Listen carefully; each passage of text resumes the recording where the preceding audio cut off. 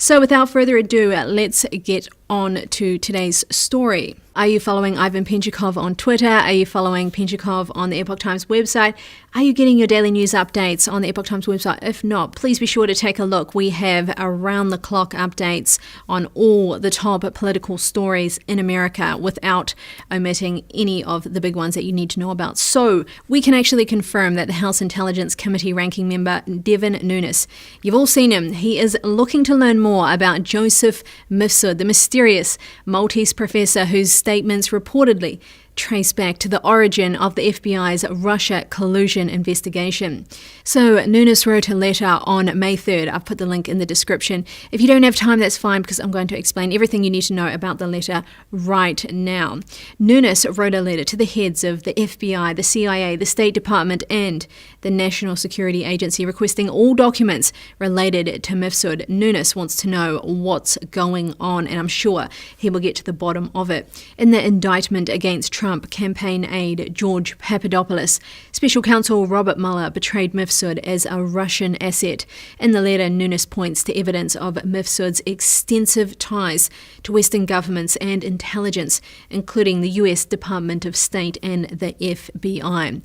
Nunes argues that Mifsud's true allegiance should be ascertained, and yes, I agree, we need to find out for certain who Mifsud stands with. Does he stand with America or not? Nunes said in his letter if Mifsud has extensive suspicious contacts among Russian officials as portrayed in the Special Counsel's report, then an incredibly wide range of Western institutions and individuals may have been compromised by him, including our own State Department.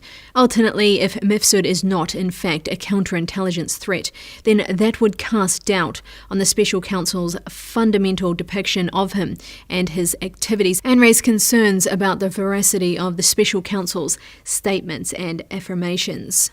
So, looking at the calendar, in April of 2016, Mifsud told Papadopoulos that Russia had dirt on rival presidential candidate Hillary Clinton in the form of thousands, not hundreds, thousands of emails. Weeks later, Papadopoulos repeated that claim to Australian diplomat Alexander Downer when he passed the information to American authorities. The FBI in turn used this conversation between Downer and Papadopoulos as the reason to start the Russia investigation. And this is according to the final report by the Special Counsel. We've also put a link to the report in the description.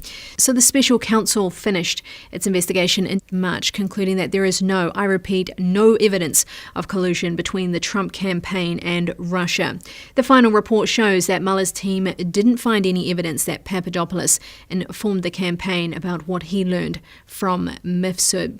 Nunes points out that Mueller's final report includes many details on Mifsud's ties to Russia, but omits entirely that trove of extensive evidence on Mifsud's extensive ties to Western governments and intelligence. So let's take a look at one example. The Special Counsel's report cites an article by The Guardian to establish that Papadopoulos met Mifsud at Link Campus University in Rome. The report quotes The Guardian to describe the university as a for-profit institution headed by a former government official, but omits reporting from the same article suggesting that the university had a reputation for being closely connected to some elements within the Italian intelligence services. Nunes also points to open source evidence showing Mifsud's ties to government officials and organizations in multiple countries. So let's take a look at the countries. Here's the list: Malta, Slovenia, the United Kingdom, Qatar, and the United States. The Special Counsel actually interviewed Mifsud in February of 2017, more than 6 months after starting an investigation for which he served as the origin. Mueller's report alleges that Mifsud lied to the investigators during that interview. Unlike Papadopoulos, who served time in prison for lying to the FBI about his contacts with Mifsud, the Special Counsel never charged Mifsud with a crime for lying to the Bureau about his contacts with Papadopoulos. Nunes points to the relatively late date of the FBI's interview with Mifsud to ask how the FBI knew to question Papadopoulos about Clinton Clinton's emails repeatedly. That was in 2016 and 2017.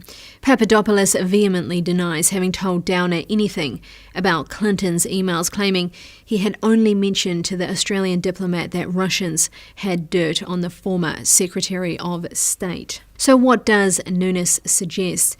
Nunes suggests the FBI could only be posing questions about emails if the Bureau already somehow received the information directly or indirectly from Mifsud himself.